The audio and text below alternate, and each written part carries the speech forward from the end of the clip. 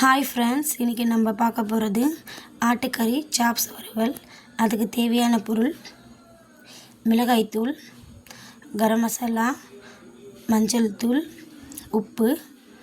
அது கூடவே இந்த வேக வச்ச சாப்ஸையும் சேர்த்து நல்லா கலந்துட்டு ஒரு 1/2 அன் ஹவர் ஊற விட்டுடணும்.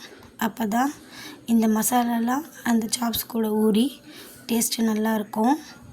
ஒரு தோசைக்கல் எடுத்துகிட்டு நம்ம எப்படி மீன் வறுக்கிறோமோ அதே மாதிரி இந்த சாப்ஸையும் வறுத்து எடுத்துக்கணும். நம்ம சாப்பிட்றதுக்கு முன்னாடி ஒரு லெமனை கட் பண்ணிவிட்டு அதை நல்லா பிழிஞ்சு விட்டுட்டு நாங்கள் சாப்பிட்டு பார்த்தோம். டேஸ்ட்டு சூப்பராக இருந்தது. நீங்கள் வேணால் ஒரு முறை ட்ரை பண்ணி பாருங்கள். பிடிச்சிருந்ததுன்னா கமெண்ட்ஸில் சொல்லுங்கள்.